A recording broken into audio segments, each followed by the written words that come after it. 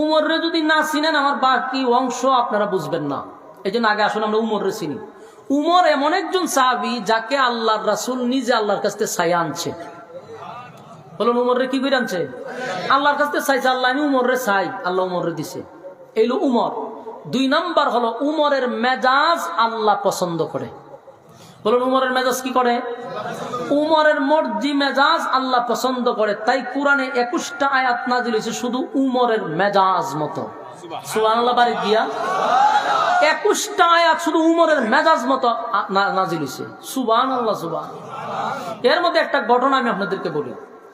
মদিনার সবচেয়ে বড় যে মুনাফিক ছিল আব্দুল্লাহ ইবনে উবাই ইবনে সুলুল, এলো মদিনার সবচেয়ে বড় মুনাফিক। এই মুনাফিক নবীর পিছনে নামাজ পড়তো। রাসূল কোরআন বক্তব্য দিতে গেলে সে উপস্থাপন করতে বলতো, এই তোমরা শান্ত হয়ে বসো, আল্লাহ রাসূল বক্তব্য দিবে। মানে এত ভক্তি খারে কয়।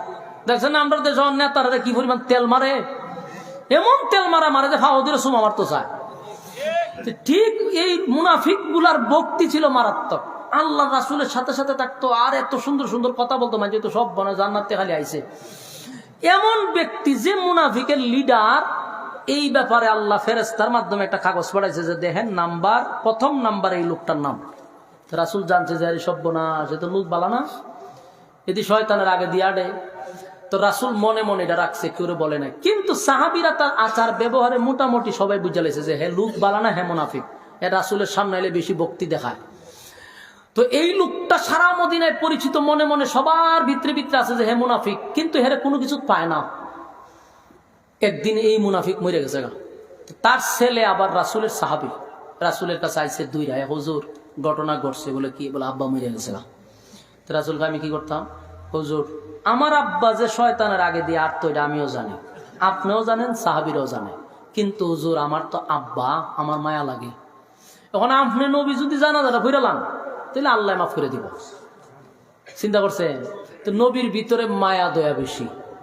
ওমা আরসালনাকা ইল্লা রাহমাতাল লিল আলামিন। আল্লাহর নবী বলেন গোটা পৃথিবীর জন্য রহমত। যেমন ইমানদারের জন্য রহমত, বেঈমানের জন্য রহমত, দুনিয়ার জন্য রহমত, পরকালেও রহমত। মায়ার নবীর কাছে আইসা কই, হুজুর আব্বা মারা গেছে। আপনি নবী যদি জানাজা পড়ান, আমার দিলটা সাক্ষী দেয় আমার আব্বার আল্লাহ মাফ করে দিবে। নবী তো সরল মনে হয়, ঠিক আছে আমি দোয়া করলে যদি আল্লাহ মাফ করে দেয় অসুবিধা কি, আমি জানাজা পড়া মনে।